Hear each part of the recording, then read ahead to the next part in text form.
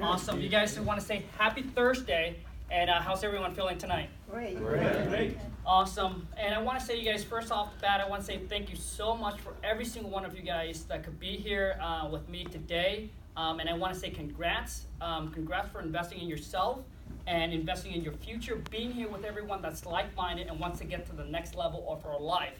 And as you all know, Mr. Jim Rohn said, formal education will only make you a living, but self-education will make you a fortune. And I'll tell you guys the story, and I'll tell you guys my story a little bit later on. But today, it's not so much about me, it's really about you guys. We all come here for a reason and for a purpose, and that is, maybe for some of you guys, maybe there's somebody here that you want to meet, or you want to network with, or maybe you have a question that you want to get answered, or maybe you're hoping that I say something or giving you guys something that is a missing link to your puzzle. So you guys, to be honest with you, the biggest thing that I want to walk away from here tonight is letting you guys know that, hopefully that I'll add some kind of a value to you that worth your guys' trip to be here, because I know some of you guys, man, are driving 6, 7, 8 hours. I mean, that is commitment. So I just want to say thank you so much, because I know that 5 years ago when my wife first started in this business, when we come to a seminar, when we go to this, I mean, we all know time is money. So you're sitting here listening to me, that's investing times and investing your money. And I remember my wife and I, when we go to something like this, we want to walk away with something. We're hoping something is like a missing link to our puzzle, getting a question asked or something like that. So hopefully tonight I'll be able to do that for you guys.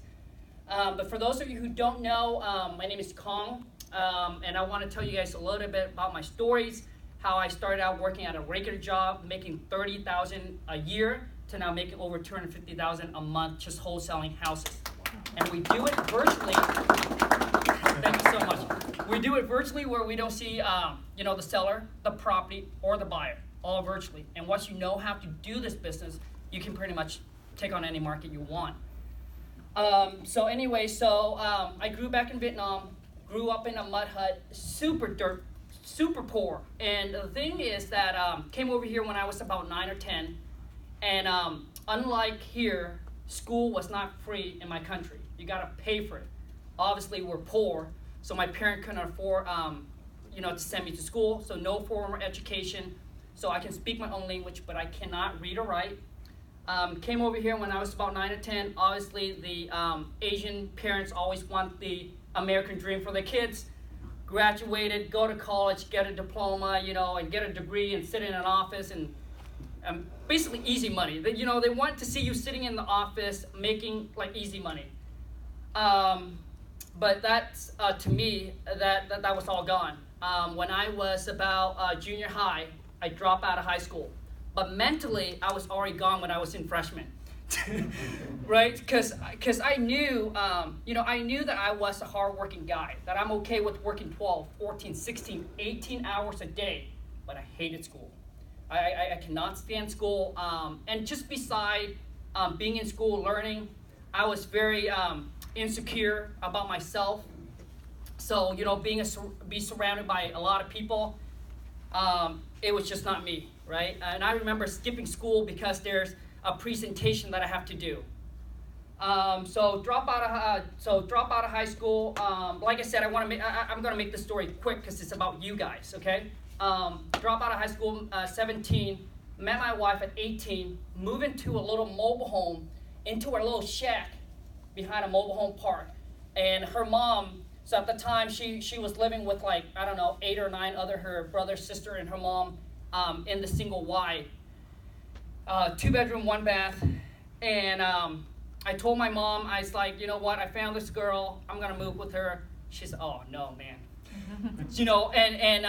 And when we got together, it was a really big conflict because she's Buddha and I'm Catholic. So religions-wise, my mom was against it. Both are high school dropout, live in this little shack. My mom came over, saw me living in the little shack. And, all she does, she just cried because she said, I brought you all the way over here for you to get a good education, for you to go to college, make me proud, make me happy, right? Not like I didn't want to see this, right? She said, I didn't want to see this. And she said, oh my God, you're living in a doghouse. Why don't you come home and live in my house? But my wife and I had, my wife and I had a plan, and we had our goals, to become a millionaires. But because of our situation, it was hard for us to tell people, oh yeah, what's your goal, what's your dreams, right? It's hard for us, so we kept it. And but I want to be honest with you guys. I'm not I wasn't a goal-driven guy or an ambition guy that have big goals and dreams. It's when I met the wife. She's the one that has the big goals, big dreams, want to be a millionaire, want to be more. So at the time we distanced our friend, we distanced our family because they were so negative. Because all of them would say, hey, life is too short. You should, make money, go to work, and come home and play, right? Enjoy your money right away, right? But we knew that this dream was for us, not for them. This is our plan. We didn't want to work until we're 65, 70, and retire. We want to retire young, and we knew that for us to do that at the time, we had, we weren't surrounded by entrepreneurs. We weren't surrounded by people that makes big money. My parents making $25,000 a year. She's surrounded by her, they're all regular job, 9 to 5 kind of thing.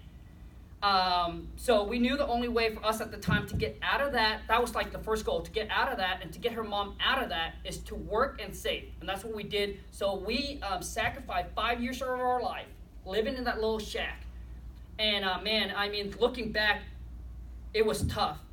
But we knew at that time we just have to do what we have to do, right? And that's for us.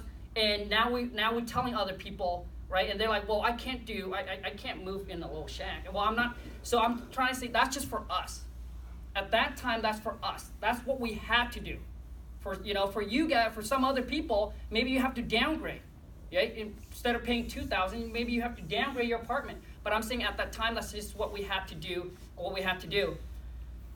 So we spent 5 years living in there, and once we got some money saved up, went out, got our own house, moved her mom. That was like, that day there was the most memorable day. Her mom cried. Never thought, because at the time, all my wife and I did was we just put our head down and we just worked and grind. We didn't tell anybody about our plan and our goals because they wouldn't understand it. All they see is they're just going to laugh at us. 2 high school dropout, live in a little shack, go and work at a regular job. So I was working at a job at that time, making $8.50, right? And I had to work there for about 6 years to finally make $30,000 a year. I worked there for 8 years of my life. So, there's just a saying, it takes 10 years for an overnight success. I spent 8 years working for a company making someone else's rich instead of, working on my own business and my own thing, because at the time, I wasn't exposed to this, right? I wasn't exposed to this. I didn't have any contact with other people that knows about business like this. I say, hey, Khang, I'll show you this. So for those of you who are, exposed to this business, take advantage of it, dive in, and letting, Brian said, you got to believe that it's possible, and not just it's possible for everybody, but it's possible for you, that you can do it. So long story short, my wife and I started this about 5 years ago. And at this time, when we first got into real estate, we didn't know anything about real estate. I didn't know what laminate flooring is. I didn't know what sheetrock is. I didn't know anything. But so my wife said, and she scared the living heck out of me. One day we came home. At that time we were comfortable, right? We were comfortable. Happy wasn't satisfied. So there's only two reasons people change. One, you hate it where you are. You're unhappy, unsatisfied with where you are, or you're just not satisfied. You're comfortable, but you're not satisfied. You just know that there's more. So you want to make the leap and you want to make the change. And with the way that we're doing, my wife's like, Khang, man, it's going to take us forever to become a millionaire. There's no way. If it does, it's probably going to take us to like 50, 60. And she's like, I don't want that. I don't want to save to $1 million. I want to make $1 million or more. So she said, hey, you know what, Khang? We're just going to go in real estate. And how we got into real estate was because of she thinking I wanted more for my life. And it doesn't just happen right away. But then she came across, a security guy came up to her and said, hey, I recommend you to read this book, and it's called The Secret. That's what unlocked her, because at the time, she has a mindset of like, I can't do it. this is what I truly want, but I can't. Like my mind just won't let me get there because telling me it's impossible. And that movie, that book's letting her know that anything is possible as long as you put your mind to it, as long as you have that willpower that you can achieve anything. And for me, it was Think and Grow Rich. I don't read. Like if I read, I wouldn't even know. I couldn't even make sense. But I listen to audios and I watch video on YouTube. So she's like, oh my God. I said, Lon, oh my God, you want to take all this money and dump it into real estate? We know nothing about it. Her brother even said, well, do you guys know anything about real estate? You guys know how to fix houses? No, we don't. And then he's like, you guys going to take all your money and put it in here? We're like, yeah, we're going to do it. So we purchased a program, went to a seminar. It was $7,000 for both of us. Went to seminars, and at that seminars we just knew that, hey, you know what, going to seminar wasn't enough. I need a mentor, and that's when we found our mentor, Michael, in Florida, and that was 6 months in. Found him, paid him money, flew him out 3 days. He showed me how to do the market and things like that. And as we were going into the whole flipping, and I was working like 14, 15, 16 hours a day. You know, I was waking up 5 o'clock, 6 o'clock in the morning, dealing with contractors, cities, permit, all of this. And, we're fortunate enough where we don't lose any money on any of our flips. Our first flips took us actually about 3 months to finish it. We sub it out to a GC. That flip went really well. Made, after all the commission, all the realtor, walk away making $50,000. So now at this time we're excited. So as we were going, we were buying more properties. I was working way too much, and then we just realized, you know what? When we first got into real estate, it's not just about the money, but it's about the time freedom. So we wanted the money and the time freedom, not to work so much, accumulate all the money, but can't enjoy it. Doesn't even have the time to enjoy it. Then what is the point? So as I was going, and then discover wholesaling, I would say about almost 2.5, 3 years ago.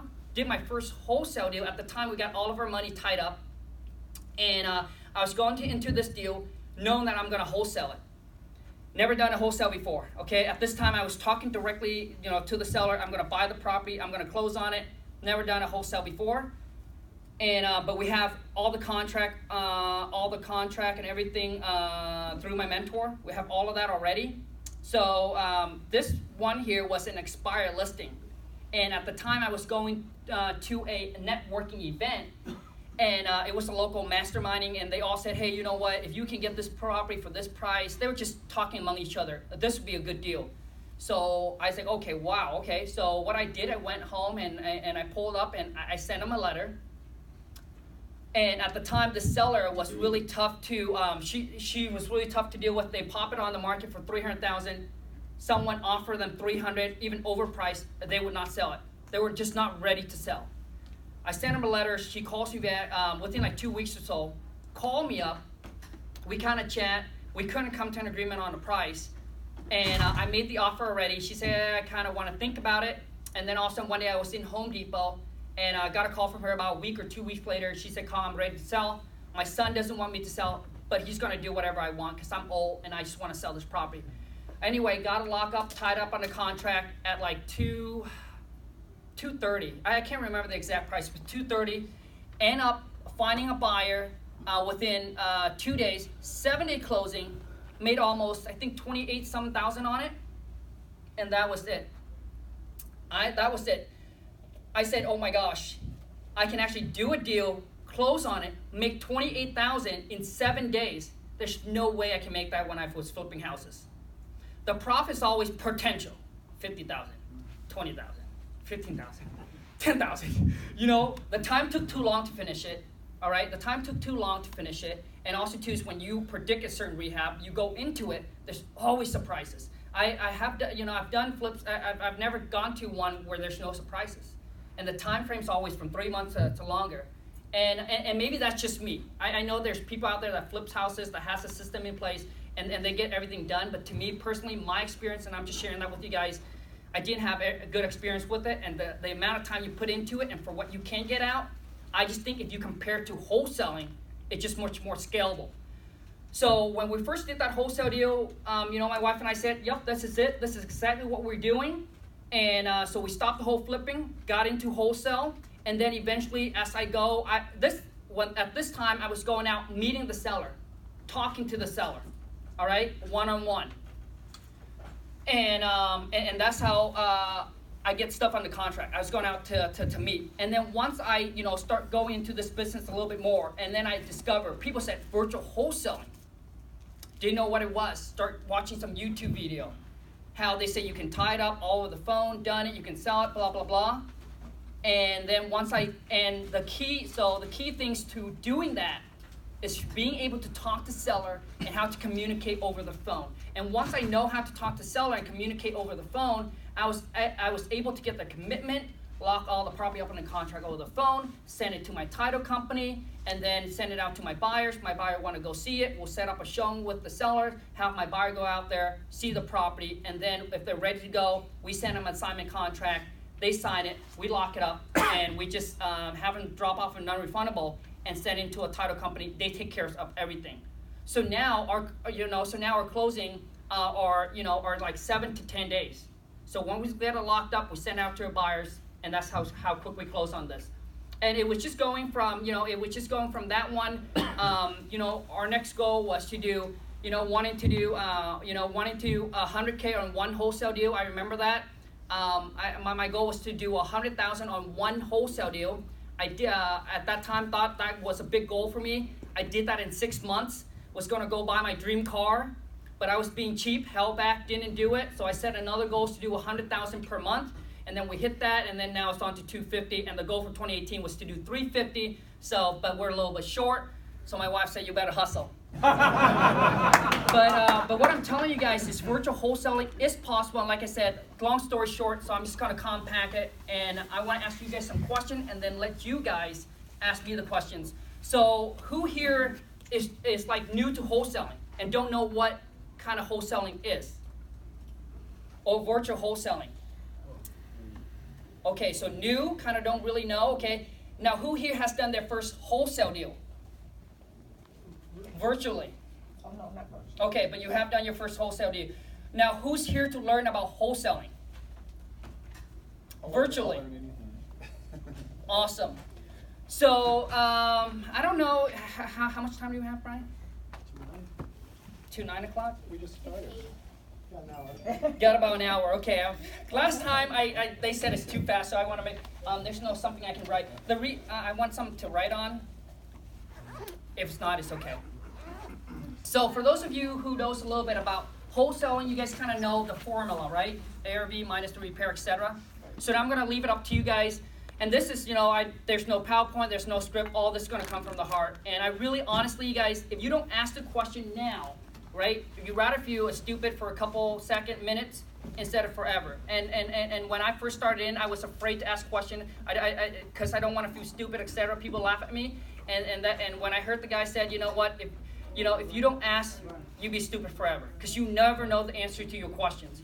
And my biggest thing is to want you guys to walk away with this, with me adding some kind of value, and hopefully you guys say this is worth the trip. So let's open up for questions. Go ahead, Tony. I know you're very big with yellow letter marketing because I see your video religiously. and thank you for sharing it actually on YouTube.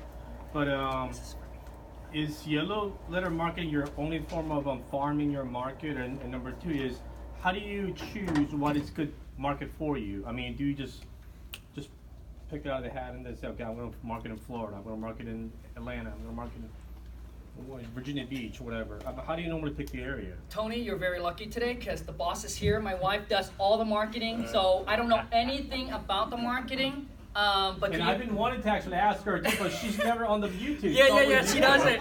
She's like, oh my God, Khang, he's trying to be famous. Oh my God. So Tony, so could you repeat your question one more time, please? How do you choose the ideal market to farm? Okay. Number one. Okay. And is the yellow letter only your one form of farming market, or do you do other marketing? We try all type of marketing. As in, let's say, Facebook or yellow marketing? Do you? Yeah. Gotcha. Okay. So right now, what it is that how we pick the area is I would try to stay between 60 to 100,000 people in that, whether city or county. Okay. And the reason why I'm giving you guys all these numbers, because this is actual real life experience that my wife and I did, right? When we started out with our county, it was about 90,000 people. And so for me, it's between 60 to 100,000. Average price ARV should be between 150 to 300 to 350 to 400. Can you repeat that, please? Yeah, so ARV, you want to make sure it's between 150 to 300 to up to like 4 or 450. And the reason why is because you can get larger assignment fee. Because, I mean, you have seen those where you can buy a duplex for 50,000, 40,000, 30,000. You can buy a house for 20,000. In those kind of market, now if it's your own backyard, that's different. You know, maybe you want to work your own backyard. But if you are going to spend the time, the effort to virtually wholesale, then if I were you, I would have picked a market where that is the ARV. The reason why is because you can get a larger assignment fee. On those one, you can get 20, 30, 50, 100,000. Gotcha. So that's our market. So I can get, one wholesale deal, $100,000. One wholesale deal. Not multiple wholesale deal, one wholesale deal. And now our average is probably 20, 25. I get super excited when it's 50, 20, it's like, it's normal. Yeah, go ahead. Now, Khang, on the same point, what if the ARVs are much higher than that? We talked about this a little bit earlier. Yeah. We talked about like 750 to $1 million. That's better. Sure. I'm from New York City. So Right, I understand. So basically, what it is I think it's really gonna be up to you, because I'm sure that in every single market, there's someone that's crushing it. There's, like I'm sharing with you, guys in San Jose where the market are 800, a million, 2 million, and he only do 12 deals. He makes $1 million a year, only do 12 deals, each and every deal 100K plus, because of the spread, right? So you're not gonna you're not gonna close every single month, right? Or maybe you're one every 2 months or 3 months, whatever it is, when you're in that higher price. But if I were you, to be honest, if I'm in your market, and if we think about it, not a lot of people have 800, 900, a million sitting in the bank. But more people have 150, 200, 300, and that's what we call, I get bread and butter. So 300, 400,000 there, they can, because this needs to be sold to a cash buyer. But like I said, in every market, there's someone that's crushing it. Do you want to go in that market, or could you look into a surrounding market that are in that, 150, 200 to 350 to $400,000 price range? Does that answer your questions? If you guys, honestly, I'm not offended about anything, period, because I know that I'm also in the journey of learning. Everything that I'm sharing with you guys, not something I come up with, not something that I that I got in, I know. I learned from everybody, and now I'm just I experienced it, and now I'm just sharing it back with you guys, that's all. So if I don't answer your question, just let me know, Khang, nope, you know what, you haven't answered my question yet. Because I really, really want you guys to walk away saying that, wow, you know what, it worth my trip. Yes, buddy. Thank you, Khang. For one, thank you for your info shared on YouTube. It's really very informative. We would like to see the Mrs. Moore. Another thing is, so for the few properties that I did look into, I would put in the address, and we'd get to a list of tax liens. It was new to me initially, but I understood the concept, and now I'm with this list of tax liens thinking, is this a possible profit list now? Do I find people who have tax liens and just find somebody to buy the lien? And then I figured out, no, you gotta pay off the lien, and then I guess the mortgage still exists. What is your experience with tax liens, or is this something you suggest people get into? Gotcha. Okay. Well, I mean, tax lien is another list that people target, because these are people that owe taxes and they're motivated to sell. So it doesn't matter if they have liens, debts, or anything like that. And Brian and you guys, there's me being here. I'm honestly super humble just to get a stand up front here, because I know there's some bigger player in the room that's bigger than me. So if I say anything wrong or anything like that, please let me know. So what it is as long as the ARV, and here's another thing that I wanted to share with you guys. When I first started out, so we all know ARV minus a 30. I say 30%, but people can say times 70%. Well, it doesn't matter. It's all the same. But I go fine, minus 30%, minus the repair, right? And then minus my fee, whatever your fee is, whatever you want to make. It could be 500, 1,000, 5,000, 10,000, 20, 50, whatever you want to make, you minus that. That equal to the offer price. Okay, so I'm going to share with you guys why I'm able to make a larger assignment fee now. Before that, I gotta find. Actually, first, I should answer your question. So the tax lien the debt or anything like that does not matter. They had any liens, any debt, does not matter. Your attorney, your title company, will get that taken care of at closing. So the thing is, the title will transfer to the new buyer. It has to be clear, which means everything got to be taken care of. So you don't need to worry about that. All you need to worry about is whatever is owed on the property. So let's just say that the property is worth $100,000. Okay. And we minus 30%, so that puts it at 70,000. Okay? And then let's just say there's 10,000 in repair, so that put us at 60,000.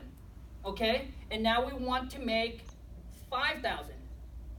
So that puts us at 55. Is that correct, you guys? Yeah. 55. So that mean as long as the seller owes less than 60. I'm sorry. So as long as the seller less than 55, because you got to make your 5,000. So as long as the seller owes less than 55, so let's just say that they owe 40,000 on the they owe, there's a mortgage, let's just say there's a mortgage on a property for 30,000, and they owe some tax lien debts, I don't know, utility bills, whatever it is, another 10,000, that equal to 40,000. You have to lock the property up on the contract for 55 to make your 5,000. So which means who cares what they owe? They can owe a bunch of other debts. As long as it's less than 55,000 that you need to lock the property up on the contract at, okay? And as long as the seller agrees to sign it, all right, so let's just say that the seller agrees to sell it to you for 54. And let's just say they have 53,000, let's just say that they have $53,000 in debt.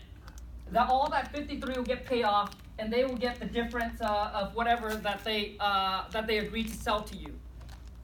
Are you following me? So I get to wrap up their debt along with the remaining cost of the home, of the property, and then push that on contract to the cash buyer.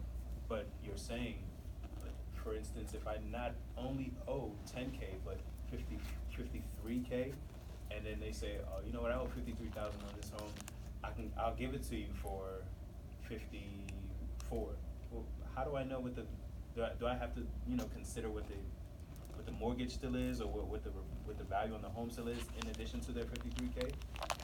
Okay, so basically I'm sorry, what's your name? Ayo. So all you need to know is you need to lock this property up on the contract at 55,000. Okay. Or less, if you want to make more. Right. All right, but if you want to make 5,000, you need to lock this property on the contract at 55 or less. And it does not matter what you owe, right? Does not matter what the seller owe. All your job is to lock it up on the contract at 55 or less. Does not matter what they owe. It doesn't matter what they owe. You just need to lock it up on the contract at less than 55. And if they agree to lock it up on the contract at 55,000, let's just say they said, Ayo, okay, you know what? I'm good with 55,000. I'm ready to sell to you for 55,000. You said, okay, I'm going to buy it from you for 55,000. Done, right? So now it's under contract for 55. That's all you need to worry about. And at the time of closing, so what you're going to do now, you're going to take the contract, and then you find your buyer. Assign it to the buyer. Yes, you're going to say, hey, you know what? I'm going to sell it at 60,000. All right. Okay, and you find a buyer. Buyer said, yep, I'm ready to go at 60,000. Perfect. Boom. So people probably going to question, is that earnest money? And people is always like, well, when you get into real estate, you got to earnest money. When people say no money real estates and things like that, well, what about earnest money? Earnest money can be any amount. Typically, when we deal with seller, I've never had a seller ask me. The only time that they ask me is because they have an agent. But when we deal directly with the seller, they never ask about earnest money. I could have put $1 on the contract, and it'll be okay. It'll be, I have people that done a deal where $5, $10. So the earnest money is not where it's important. So all you need to do is now your buyer said, I'm ready to go. Cool. You want your buyer to drop off a non-refundable as much as you can. As much as you can. Because you want them to have skin in the game, so when they walk away, they're going to have a lot to lose at stake. And most people, like typically my buyer, they come in, you know, I got them to put down 10,000, 20,000, one time 65,000, non-refundable because the deal was larger. But you want them to put down as much as you can, not the 500, not the 1,000, not the 2,000. It's just so easy for them to walk away. You know what I mean? So now once your buyer said, yep, I'm ready to go at 60,000, all you need to do is you just need to send these two, contracts into your title company. They'll do everything, or the attorney. So I can get a great price for a property, despite whatever the cost may be that's owed for in taxes or whatever. Correct. And as long as the buyer squares that away, or they are fine with the price, I give it to the title company or the attorney, and then the attorney or title company will then discover that there are liens on this property, but hey, here you go, new owner, cash buyer, and everybody walks away happy except for who has the taxes Correct. still owed. Okay, yeah, go ahead. So you don't do any due diligence, you make the buyer pay for that? Okay, so here's what's gonna happen. So the buyer's gonna say, boom, I'll buy it at 60,000, right? I'm gonna be buying at 60,000. Now let's just say all of a sudden all the title company drop all the paperwork, found a bunch of liens on this property, and said, you know what, this seller's owe 59,000. Seller's only gonna walk away with 1,000. You guys gotta understand, seller knows how much they owe on the property. They know the debts. They roughly know the amount, not the exact, but they know. If they don't tell you, they're just hiding it from you. But it's all gonna be uncovered at the time of closing. There's no way that the title company or the attorney will push that forward unless it's agreed in the contract, right? We'll push that forward to the new buyer without them knowing. So if they owe 59, at the time your buyer's gonna come in with 60,000, you get your 5, the seller's gonna walk away with 1,000. So now the buyer is gonna pay for all the closing costs, and that's what's on our contract. Buyer comes in, pay for all the closing costs, so seller doesn't pay any closing costs. So let's just say that seller owes 59,000, then the seller will walk away with 1,000 in their pocket. If they're unhappy at this point, let's just say if they're unhappy, they're like, oh, well, I didn't know that, and we actually have one of this situation came up. It was supposed to be a 25K profit, closing like 10 days, and it blew up, and we end up now couldn't close on it. Because that's exactly what happened. I lock it up in a contract, seller wouldn't tell me, we asked the seller, is there any debt owing on it? She said, nope, there's no liens or anything on it. This is just how much I owe on a mortgage. We should all be good. 25K profit. They did all the paperwork, pull up, and they told the seller that she owes way more than what it is that she initially said. Now she's walking away with, instead of 100,000, now she walked away with 25,000. She's unhappy. So we came back and renegotiate. I said, well, so I came back and renegotiate with the buyer first. Ask the buyer, what is the top dollar you can pay for it?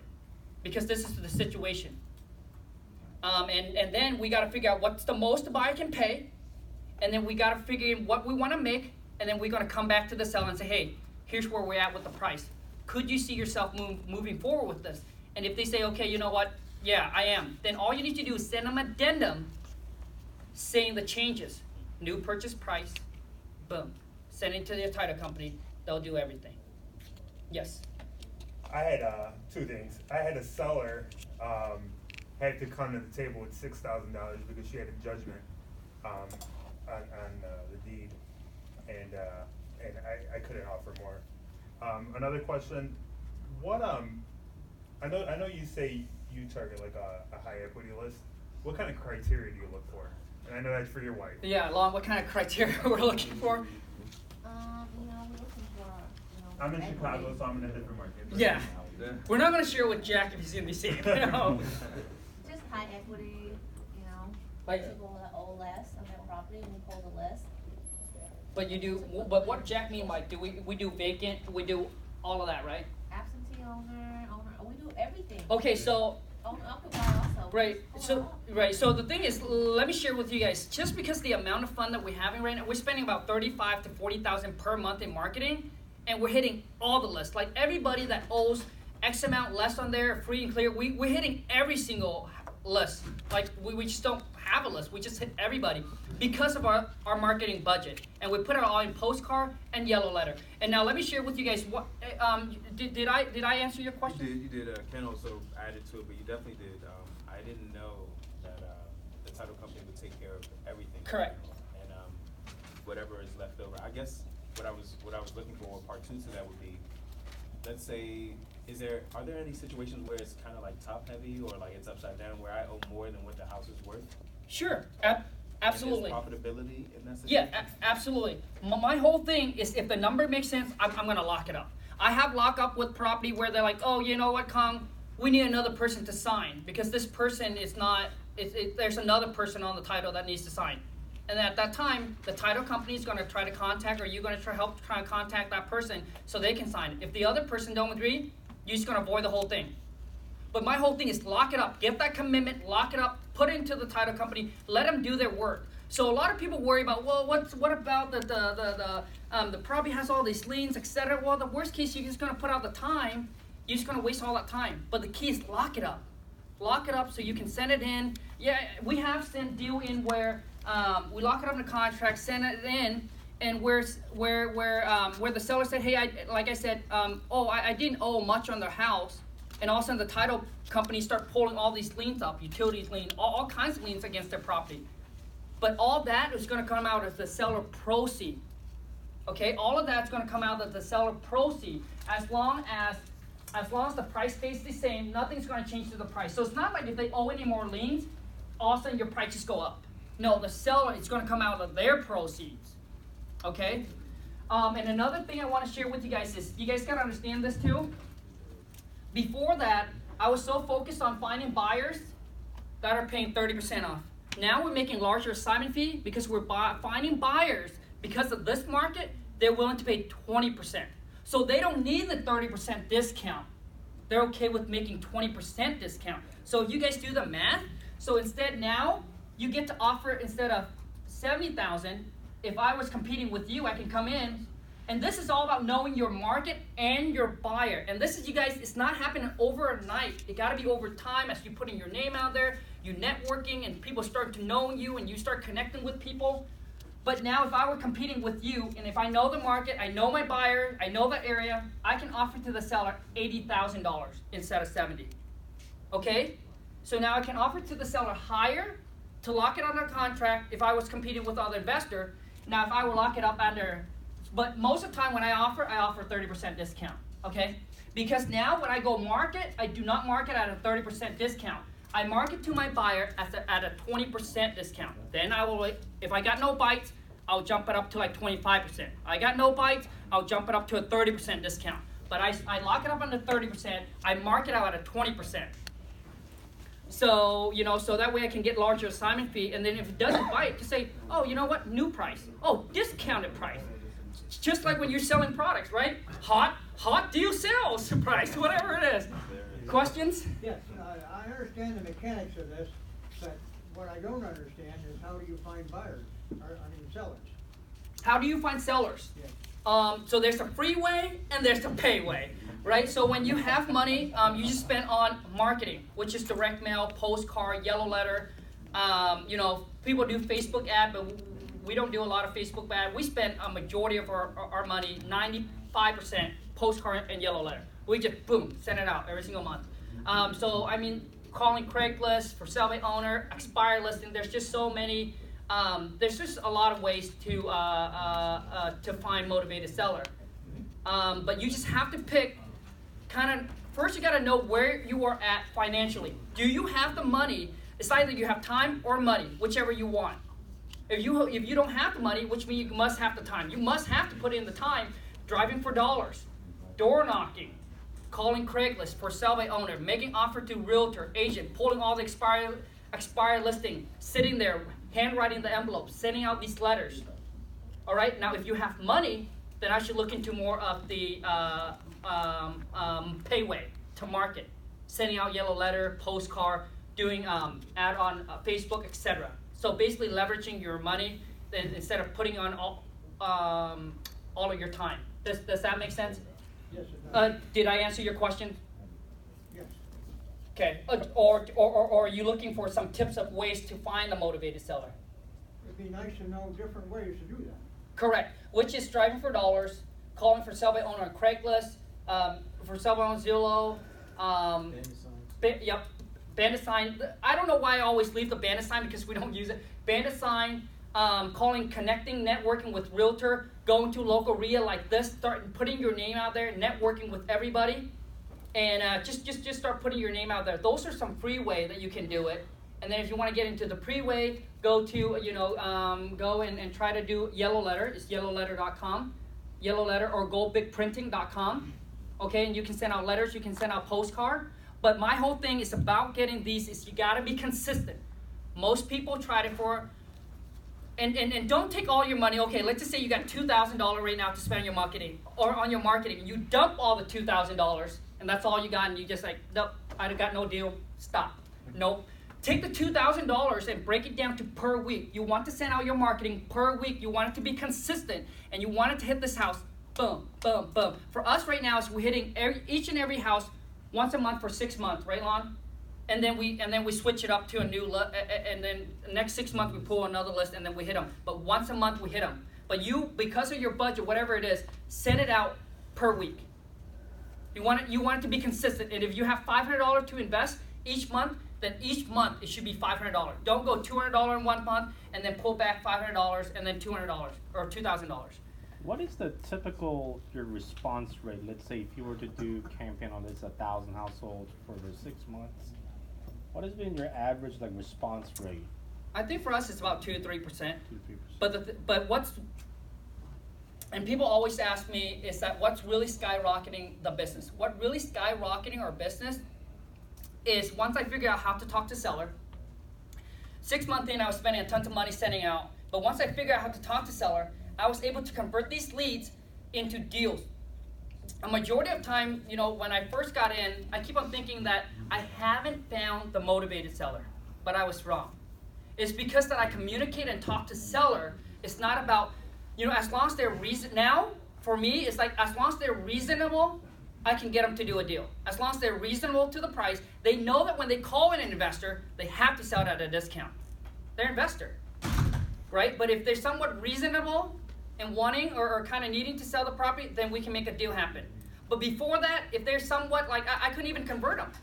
Even if I call them the motivated one, I couldn't even convert because I was having trouble talking to them. Once I figure it out, and then once we're able to make it so simple enough, where my wife can train up the VA to do it now. And that's now you're gonna start leveraging up, because a lot of times what it is obviously first you gotta leverage your money, leverage the people. So for us the goal is to pull back, but still do more than what we can do before. But eventually just pull back and work less on the business. Now we're putting in about 7 hours a week, and we're pumping out $250 a month. Yes. Yeah, the 30% you take off from the ARV, is that standard across the board all over US or state by state?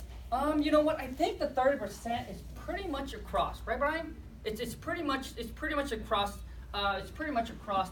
It's the 30%. But in some hotter market, man, the people are willing to pay 20%, 15%, because it's so hot right now. And a lot of times, what it is for where you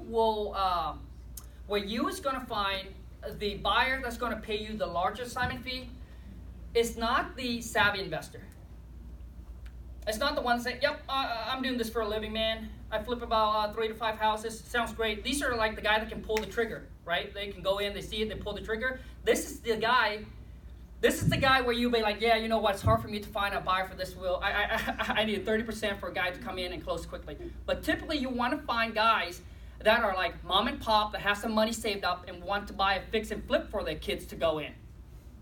I mean, they don't know this formula, man. Right?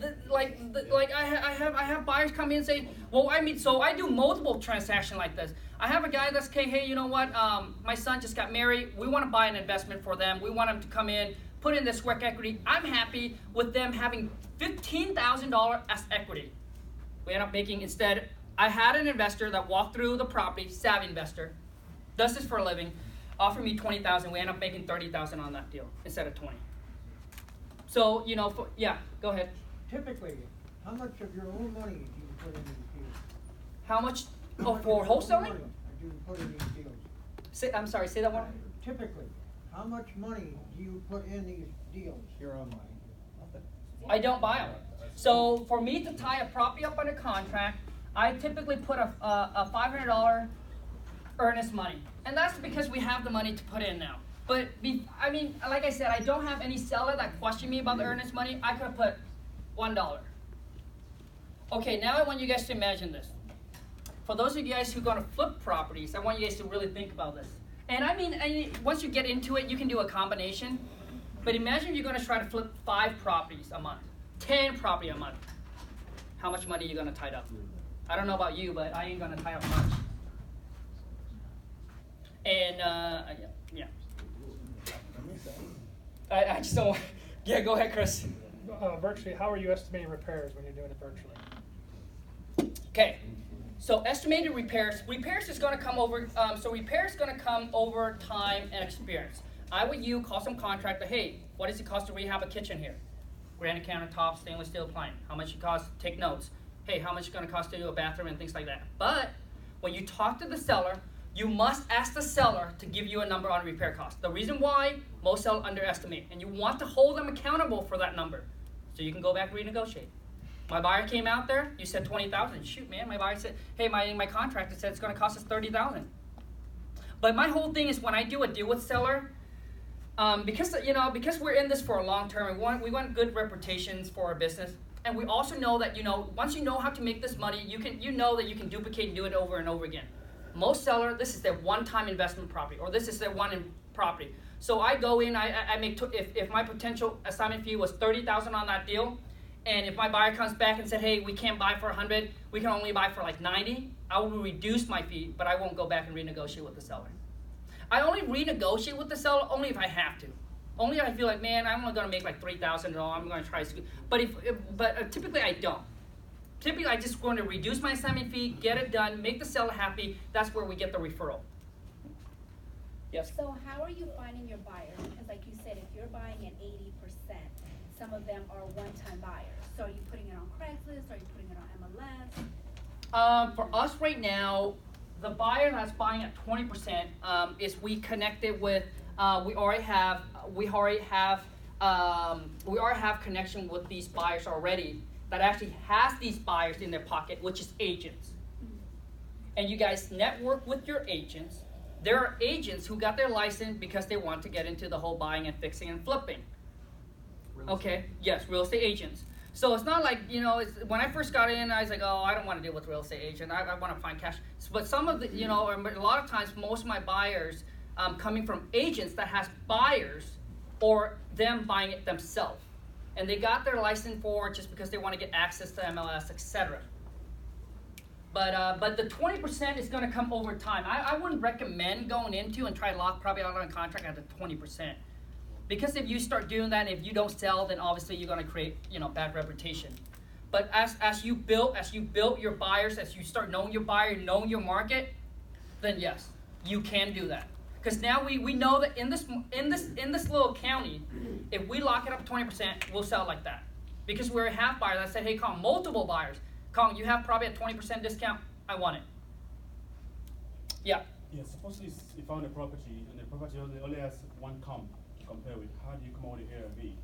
Oh man, that probably is in the booney.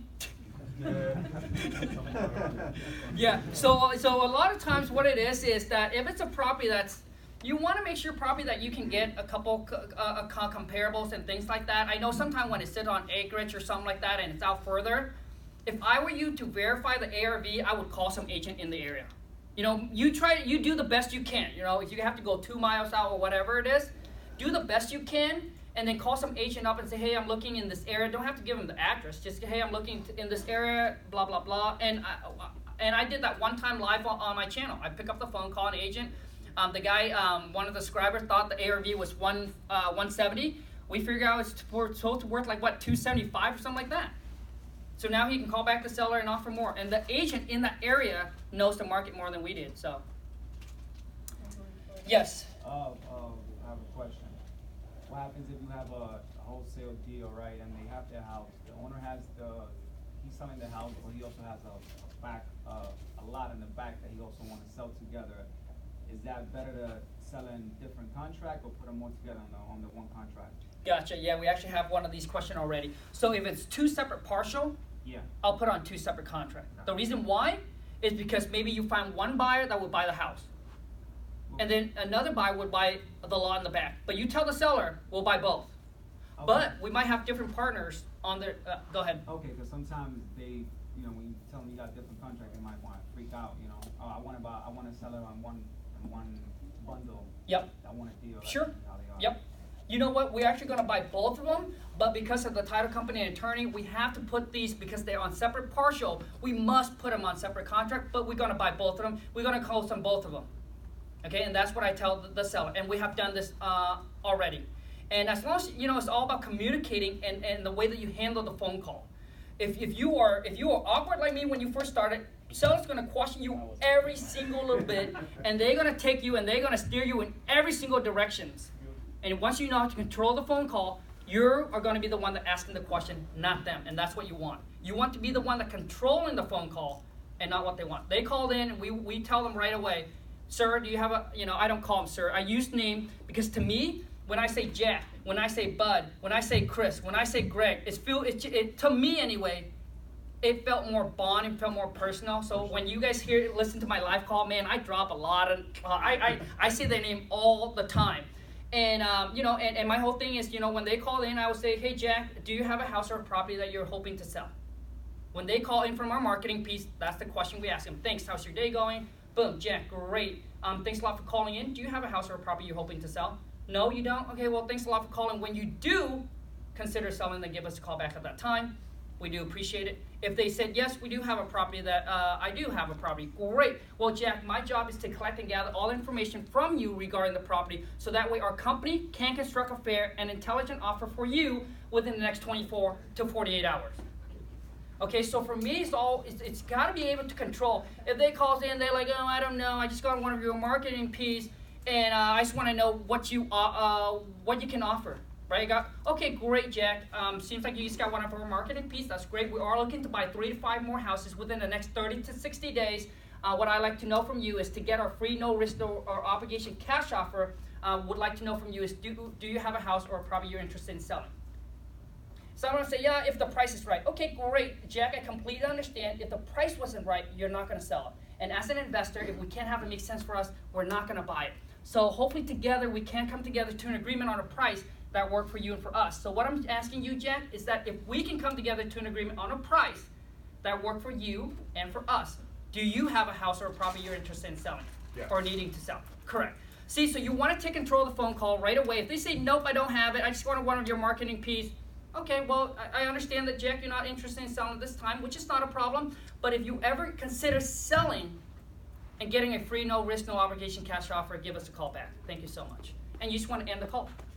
And a lot of times what it is that most people, when I first started out and I started learning to talk to seller, it's the same thing. It's like once you pitch, but you got to know how to close. To be able to virtually wholesale, you must able to know how to communicate and talk to seller and get them to sign a contract. I mean, you guys think about it. Someone calls you, you don't know them. Would you sign to sell your house over the phone? If they sound weird, awkward? That's right. So know how to talk to seller, communicates and take control, and giving them all it is they just need that peace of mind, right? Knowing that they're dealing with a legit person or a company. They need that peace of mind, that trust. Once you guys have that, that's all we do. I have sellers that say, hey, Khang, we got to go meet. I'm sorry, but our company doesn't do that. This is how we operate. If it works for you, great. We'd love to do business with you. If you don't, then I'm sorry. Maybe we're not the company for you. So at that time, you guys just have to choose. When you first start out, you're hungry. Boom, not going to work? Sure, I'm going to go out there and meet up with you. But once you get to the level where, oh, you know what? This deal doesn't work. It's not going to work in my deal. I'm going to move on to the next deal. Yes? I know that you pull expired listings. Yes. So, if you should pull an expired listing as the seller wants, let's say, they value their house at the ARV price, but the house is not in tip-top condition, what do you use to get them to come down a lot of the price? And I've heard you done calls that the amount that they come down, I just don't understand. Joe, yeah, man, I get sellers saying, yeah, you know what, I called in, I mean, I understand you guys are an investor, but I want to get the most, drops 100,000 off the asking price.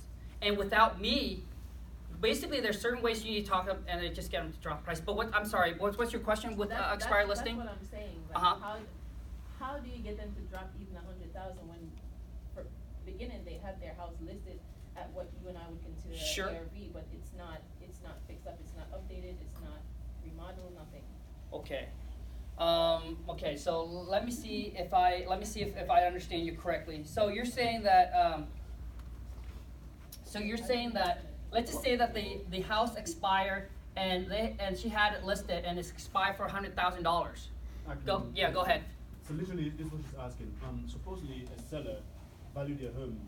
Let's say the home is, let's say it's supposed to be 100,000 because it's not fixed, but they value their home at ARV price that you and I know. So how do you? 200,000. Yeah, 200,000, which is like around the ARV. So Sure. how do you convince them, like, to bring it down so low? Gotcha. So they profit out of it? Why don't she just sell it through a realtor or something? Yeah. Basically, is what they're saying. Gotcha. Okay, now there are probably people out there that's not going to share this with you guys, but I'm here to be real. I'm here to be real, and also too is this is what we do. Okay, and it's in business. Like I said, business is a very thin line between, it's like between moral and like what you can do and what you cannot do. So but in business, you just got to do what you got to do. So what you want to do is you want to pull up lower comps. So what you want to do is you want to go as far back as possible. You don't want to give them the address. You want to go back and you want to pull comps, and you're going to pull all the lowest comps comparable to that property.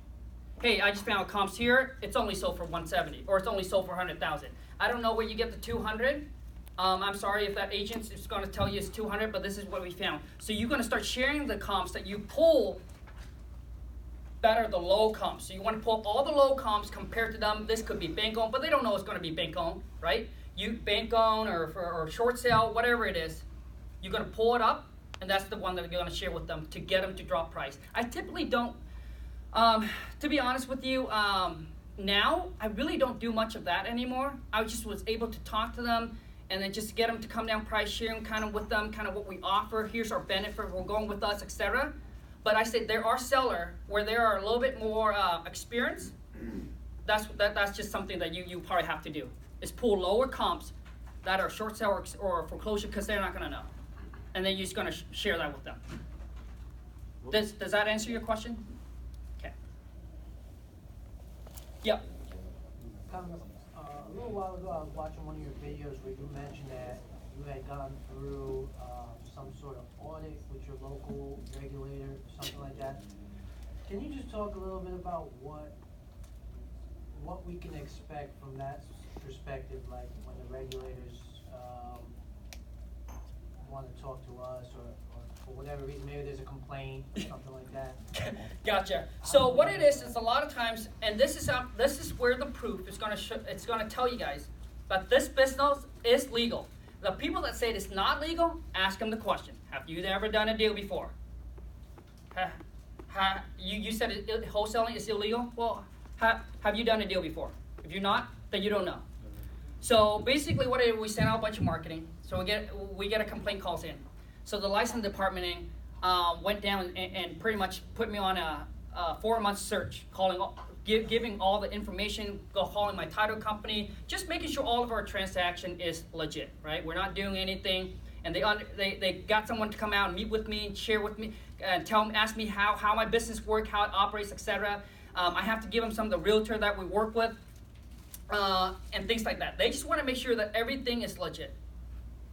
What government agency was coming after you? I'm curious. Oh, it wasn't. It was actually a realtor, because they just want to make sure that if I have a realtor license, then there could be a problem. That's why first I would never pass the test, because I do not think that's the reason I dropped out of school. I would never pass the test. But the reason we got into real estate, because we don't want to be the number one agent. We want to be the number one investor. And a lot of time in my area right now, there's agents that want to be number one agent, number one investor. Can't be both, man. Wouldn't it be a conflict of interest anyway? Correct.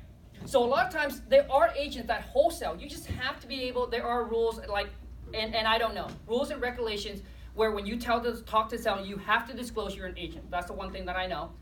And we have done a wholesale deal with agents, and we have to disclose on there that my partner is a realtor or is a licensed broker. Yeah. So they went in, they checked everything like that, and everything came back fine, which we know is fine. How many markets are you in? Right now, we're just focusing on our market, but we're expanding to, God, we're hitting like 5 or 6 counties. Where do you live? That I'm not gonna. Any other questions, you guys? Yeah. So can you tell me some next level stuff as far as like how are you? Obviously, you're doing multiple deals a month. What are you using to track those deals? Calls coming through. How many VAs are you using? I'm just curious. Lon, could you write a bill for Brian? No, I'm just kidding. So we use Podio. Podio is free. InvestorFuse is what we use to integrate everything together. We use CarRail for all the tracking numbers. Podio, InvestorFuse, and CarRail. So you're sending out your offers directly online to the sellers? Yeah, so the thing is with us, we do not send our offer out without getting commitment. Nope. I mean, you know, once we get a commitment, then we send. But we do not get, they're like, oh yeah, send the offer and we want to think about it. I mean, I guess like to me, in business, you just got to be flexible, and you just got to choose if that's something you want to do or not. But typically for us, and I sometimes do that, it just depends on the seller where I send it to them. But we got to get a commitment before we send it out because we don't want that problem where they take our offer. And I've locked up multiple properties where seller said, you know, I just talked to this investor and I just want to call you guys. And actually, I'm going to upload a call for you guys. It's the seller calls in and say, I talked to a couple of investors already. Here's where we're at in price. And I just want to call you guys because I want to get one of your postcard and wanted to know what your offer is. And I said, well, you know, if we make you an offer, are you ready to go with us? This is what he said. Nope. I just want to see what your offer is. I said, well, let's just say Bob. I said, well, Bob, you know what? We're really interested in buying your property. We want to move forward with buying property, but I can't waste my team manager and you guys, and try this. This is totally up to you guys, but this is what's been working for me, okay? I do not, when I first started out, and my wife's the one who kind of gave me the aha moment, is when I first started out, I negotiate directly, like I go to Brian, I directly negotiate with Brian, as I am the buyer. Well, guess what Brian's gonna think? Well, Khang's gonna try to get the cheapest, best deal, and the lowest he can from me. I'm just, and there's already a tension. If you represent a company or a partnership on behalf to make the offer, well, Brian, my job is actually just to make you the offer. Brian, blow up. Oh man, what were you thinking? That's a ridiculous offer. Brian, blow up, gets all mad at me. If I was directly with him, think about it. How easy would it be, or how would it be if I called Brian back in the next 2 weeks, 30 days? Brian's not going to want to talk to me. Brian's not going to want to talk to me. But if I call back and I apologize or leave Brian a voicemail, if I call back and apologize to Brian, you know what, I'm sorry, or even on the phone call, Brian, I'm really sorry that I upset you, I make you mad, I understand that the offer is way lower than what you initially wanted, I'm sorry, but I'm just doing my job. I'm not the one who made you the offer. My team manager is the one, that idiot is the one that constructed the offer for you, right? That lunatic that wants to construct the offer for you. Right? So now when I call back to follow up, I said, oh, hey, Brian, just want to follow up really quick here. My company wants to see if you are still interested in selling. You know, we have a new offer for you and things like that. So the thing is, when you act on like a third party, it's not that much of a tension. I mean, if you guys go on a seller call with me, you guys understand. I have seller would be like, Khang, yeah, I completely understand. I know it's not you. I know you're just doing your job, but man, your company's trying to get me 50% off, right? And another thing that I do with my team is a lot of times where I got on the wrong foot with Brian. Let's just say Brian the seller, I got off wrong with Brian. I'm not going to follow up with Brian. I'm going to have someone else follow up with Brian. Now, Brian is like, now the tension is, he doesn't have that tension with this new person.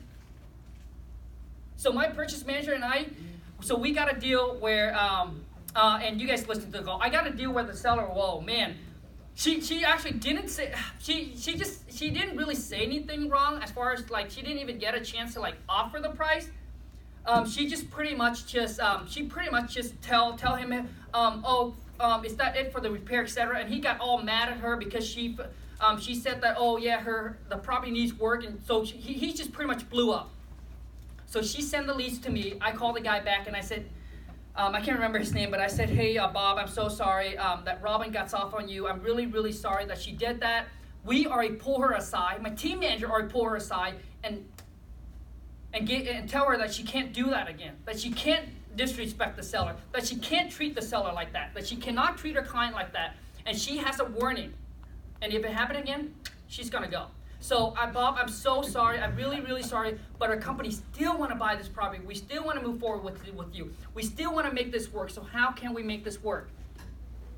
And then we negotiate back and forth. We tie the deal on the contract. We end up making about $45,000 on that deal.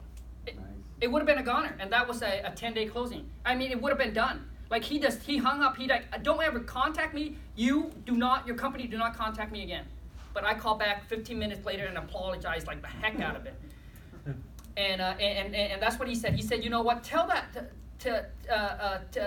tell your coworker there. Like that's just not professional. I said, yeah, we already did. She felt really bad, and she know her job is on the line now.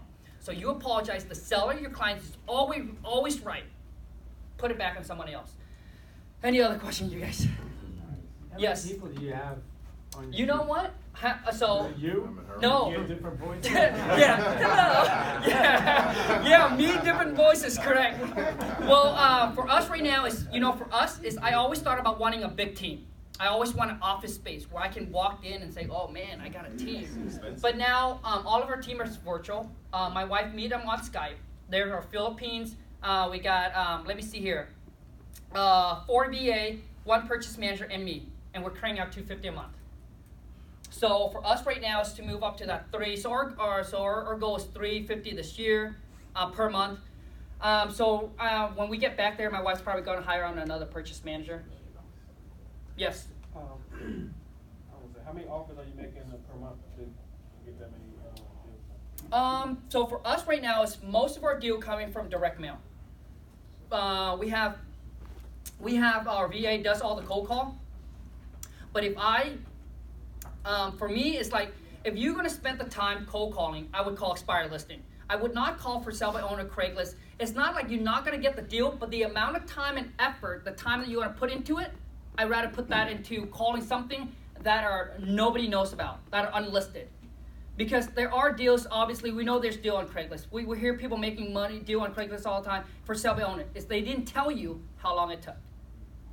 Because everybody sees it, right? You said you called Craigslist people like 6 months or something. The entire country at one point. Oh man! So when I first got in, when we first got into real estate, so my wife probably still have the whole video when we went to the seminars. So you guys, when you get a mentor, it's like a GPS. Make sure it's updated. If it's not updated, it's gonna take you to the wrong route, or at least a big circle to get there. All right, so updated mentor. That they're in the business, they know what's going on, they know what's new, what's they're using, etc. All the new technology. Well, you know what? All I learned was call Craigslist. I said, shoot, man, I only got this many people in my states. I already call everybody already. So I went, you know what? Let's go from the top, call every single state. So I obviously didn't know what I was saying, but you know what? I figured whatever. That's what I was told to do. So I took action. So every day I was just pounding the phone, calling Craigslist, calling all 50 states. I have to call them all over back again. Because that's all he taught me to do, was call Craigslist. Yes. Is there a certain structure that you prefer as far as corporation to S corp? S corp? Yes. All right. Don't ask me why. I just know that my accountant said that. S corp too. Yeah, S corp will save you taxes, and that's. What did you say about expired again? Expired listing. So if you can get access to the MLS, if I were you, if you don't have money, and I got multiple deals. We bought how many? 2 rental property off of expired listing. The guy listed about 4 years ago, did not know that the market has appreciated. If he did know, he didn't know how much it appreciated. Just started a little bit. The property, the day that I signed to buy that rental property, we made $100K in equity. The property was worth $5. lock it up, so bought it for 4. Now we've put like 35,000 into it. Now it's going to worth like 675. Yeah. Just And then- rentals? I mean, you didn't wholesale from the expirers, or just rental? No, well, we did wholesale and rentals, but that one we decided to keep up for rentals because our ultimate goal is to take all the money from wholesaling and just dump it into, and be like Dave, and dump it into rental property, have 30 units. Yes. So, do you use the same wholesaling formula for, like, across the board for every deal? Because I was under the impression that if the house had a mortgage on it, or if it was upside down, or if there was some other things, other liens or something, that you couldn't wholesale it. Yes. So yeah, I mean, so I'm not an expert in this. My whole thing is just straight out cash, deal with the seller. So there's people, you hear people talk about lease options, own a contract, subject to, right? And you can wholesale those, right? But one time, there's one time that I did, and when I first started out, I mean, you know, I did a couple own a contract. It's so like, to me, getting own a contract is just super easy. Like, I could wholesale way more if I do own a contract, but I choose not to. The reason why, and I know that there are guys that are really good at it. I just didn't want to learn that part. There's guys that are really good at it, making sure that, you know, everything is protected, all the paperwork is done where they don't. But I just didn't want to learn that. So what I did was I did an own a contract, and then I signed that own a contract over to another buyer. Owner financing, is that Yes. what you, owner Yep. finance? Oh, Yep. okay. Yep. So owner financing, and we did it for it's supposed to be for 12 months. Okay. After the so at that time the buyer either refinanced, all right, with the bank. So that way the bank will put the mortgage onto the property. So that way the buyer can pay off the seller. Do you follow me? So that way they either come in with cash, pays it off, or they can refinance with the bank, but somehow have to pay off the seller. Well, 10 months in, 11 months in, 12 months in, and then all of a sudden I got a call from the seller and said, hey, Khang, you know what? It's been 3 months now. I haven't heard from your buyer. Your buyer has paid me, but it's supposed to be already, I'm supposed to cash out. What is going on? And I give you a next 30 days. You need to resolve this problem, or I'm going to call the attorney. I'm going to blow all this thing up, which means they're going to pull everybody that's involved in the transaction all up again. And I said, you know what? I don't want the headaches. Like I said, there are guys that know how to do it, where it's, you know, where the buyer's, you know, where the buyer's going to pay you and then you deposit it. Basically, you're going to be still in that middleman to collect from the buyer. That way, if the buyers don't pay you, make sure that you foreclose on the buyers and then you pay the seller. You make sure you take the seller taken care of, right? Because now so basically you're now saying, hey, I'm going to represent and I'm going to be responsible for this. And I just don't want that. I just want to be like, when it's sold, I'm done. I'm out. I'm out of the picture. I'm out of the game. And that's when I felt bad. I just feel like, you know what? I don't want to be in a situation where the seller calls me, and so I just don't want to do that. So all the deals you do are free and clear? It does. So the property doesn't have to be free and clear, as long as when it comes to closing, the seller just needs to be paid off. Yep. So if there's a mortgage, there's lien, it just needs to be paid off. I have that experience one, and I just feel so bad for the seller. I just don't want to do it again. Khang, do you need to know how much they owe, or you just don't ask them at all, or like if they answer, that's great. If they don't, it's just as great. Is it? Yep, that is correct. So biggest thing is you want to find out how much they owe. Some seller will tell you the truth. Some seller will hide if there's any loans or debt. But the reason why, do you know why you want to ask the seller how much they owe on the property? So they can give you a good sell price, and you don't have to Yes. base it off of something. So you can negotiate. So let's just say that you know that the property's worth $300,000, and the seller said, "Oh, I only owe $60,000." You'll be like, "Man, bingo." So what if they don't say, "Hey, I'm not going to tell you that"? That's fine. So if they don't, and I actually teach this in the thing is, if they don't say that, you want to ask them at least twice to get them to give you the number. You want them to give you a number, and the reason why is so you know to negotiate with them. You can tell, okay, well, I can know how much the seller's willing to go down. Look at how much room the seller got, etc. So it gives you kind of an upper hand. But if they don't tell you, obviously we don't force them. We say, okay, that's not a problem. You know, it's public record. We can find that out. I understand you're not comfortable, you know, giving me that number. It's just that my team manager would like to know that so they can construct you a fair and intelligent offer. So you know, you think you can provide me with that? You know, so somehow reframe the question and try to ask it back again, but don't ask the same way you asked the first time. Does that make sense? So you want to try to 2-time or sell to try to get them, and we have sellers that say, no, I'm not going to give them, which is fine, and we'll just have to start negotiating from the asking price. Any other question, you guys? Can you tell us about that $100,000 wholesale? Oh yeah. So it's actually over 100,000. We end up making, gosh man, 112 or something on that after all the closing costs and fees paid. I end up making more money on that property than the guy's gonna flip it. It's a single family home. It's a single family home on acreage. I think the guy's gonna flip it probably makes like 50,000. I make 112,000. And I close on it in like 15 days. And that property there, that deal there, so basically the seller is now in the nursing home. They're old. They already give it X amount of time where they're going to live. Like, they're going to be gone. Like, because the wife's not going to make it anymore. And the husband said, if my wife's not going to make it, I'm not going to make it. Right? They're in like their late 80s or so. Their son that live in the property promised them that they're going to basically buy the property. Right? It's been 3 years now. Never pay rent. And they're running out of money in the nursing home. $4,000 a month. $4,000 a month in the nursing home. I don't know what kind of nursing. That's high end, man.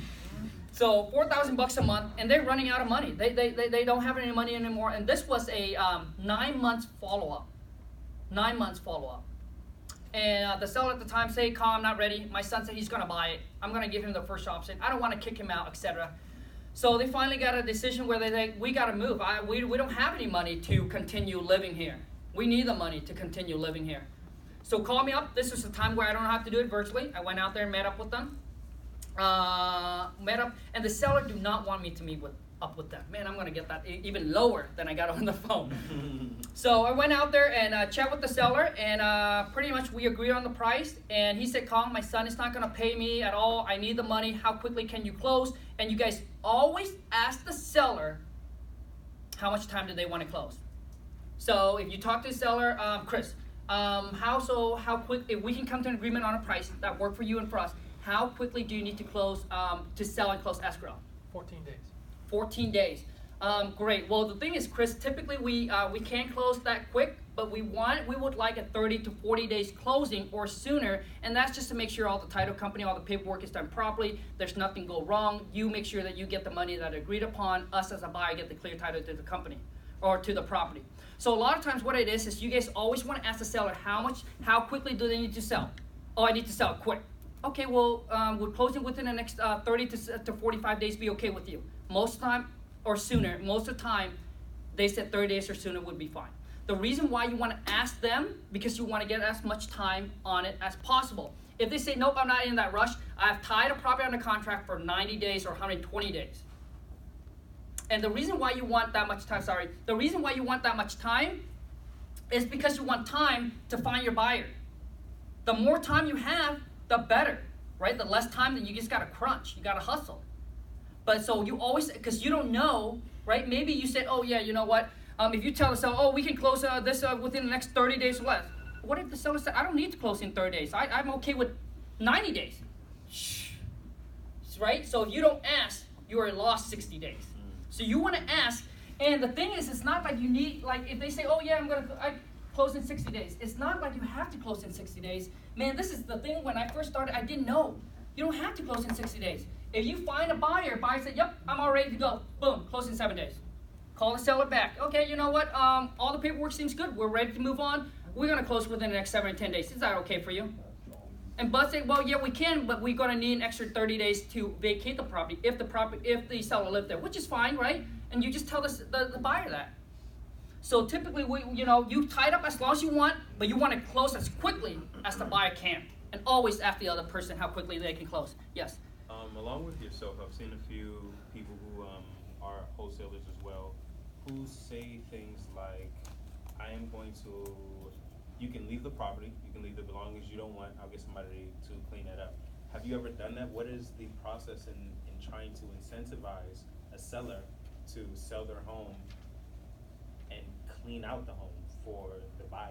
Is that something that you kind of contract out to somebody, or is that something that you market in general? Does that cost you? Sure, Yeah. sure. I'm sorry.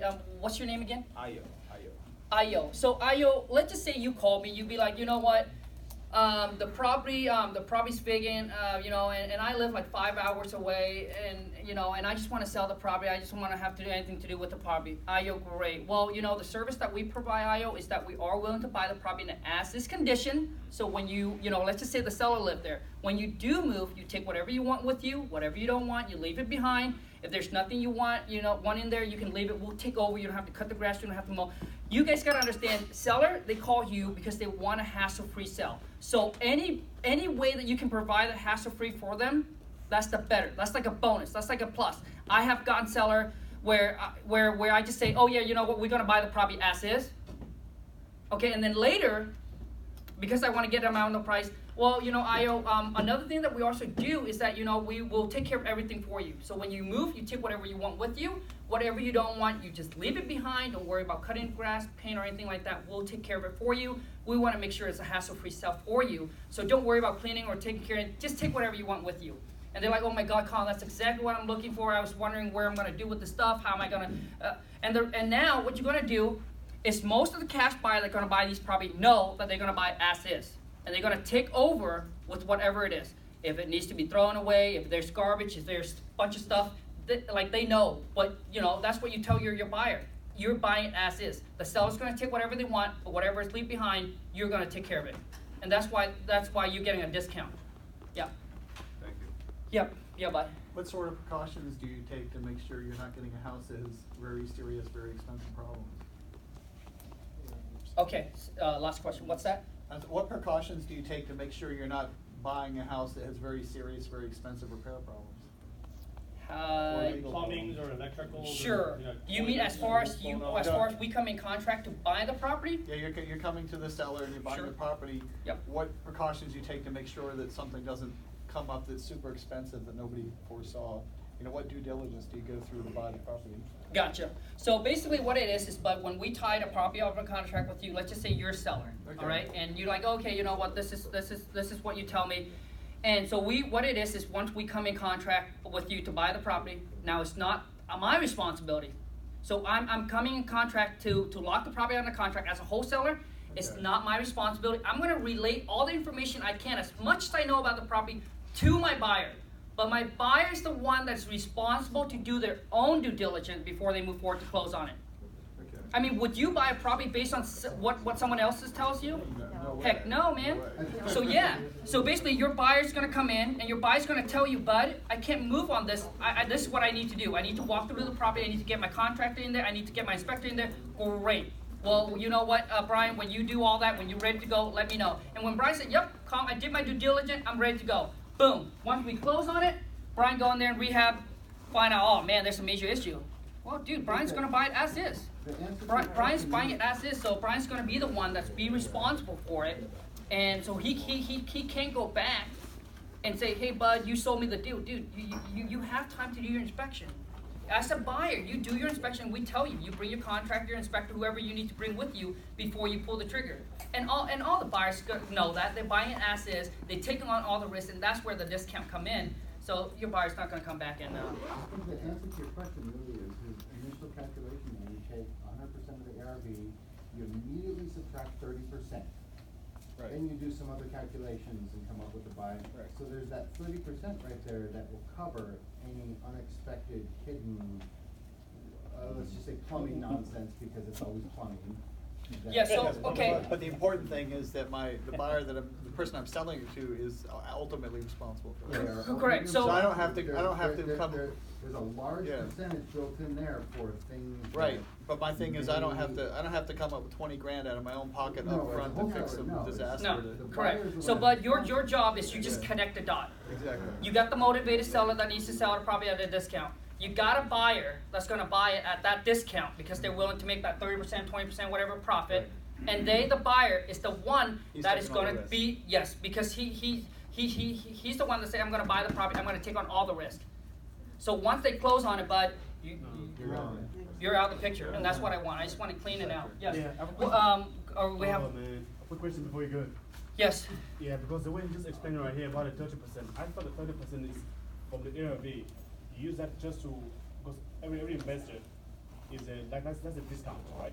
Yeah, that's the that's a discount. So I don't understand why he said, because it's just confusing a little bit why he said 30% is for. That's the Right. average margin, right? Right, correct. So, yeah, correct. So let me tell you. So basically the 30% is what the investor want to make on their money. So which means they have to be all in, like, so basically minus the repair, they have to be all in. So if the property's worth $100,000, after all the fix, all the repair, whatever it is, they gotta be all in at $70,000 because they wanna make a 30% profit.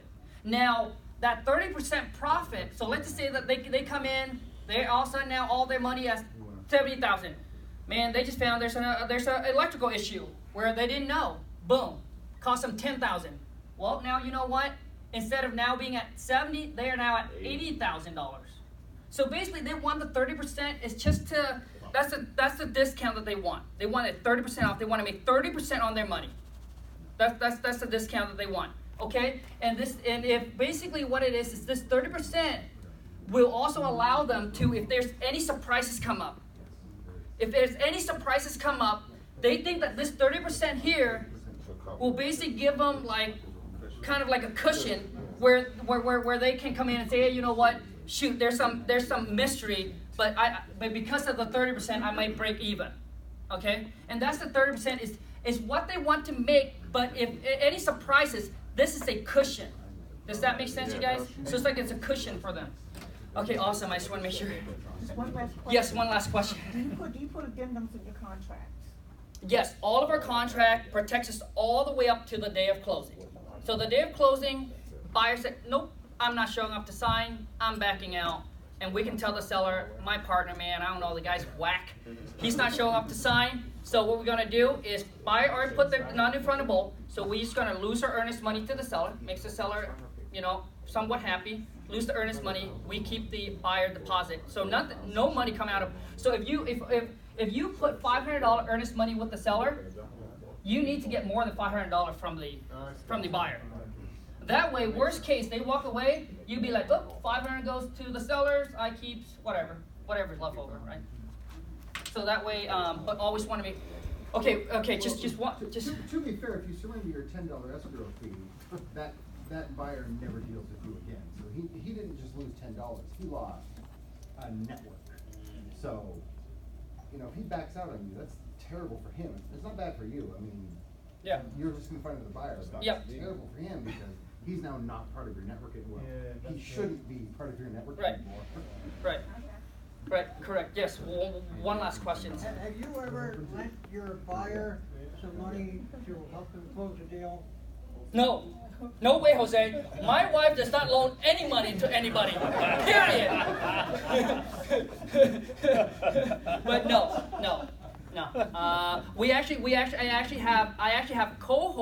I actually have a this just came up, and the buyer's gonna close on this property. We're gonna make $15,000 off it, and he said, hey Khang, they already put like a $5,000 non-refundable, and he said, Khang, could you hold back $10,000? I said, no, man. We just have to extend the closing. There's no way that I'm gonna call. He said, hey, I'm gonna put a promissory note on one of my property. I said, no, man. I just want to do it nice and clean. So all we're gonna do, we're gonna go back to the seller, ask for them to extend the closing date, and that's it. But no loan money. No way, Jose. All right, you guys. Thank you so much, you guys. I really hope that adds value to you guys. That you guys actually walk away with knowing that this trip worth it. I mean, that really all matters to me, because I remember 5 years ago, that's exactly what my wife was just hoping that I can come to a seminars or something like this and make it worth it. So thank you so much, you guys. Really appreciate it. Thank you so much. A long way to come out here. He's actually killing it. So give him one more.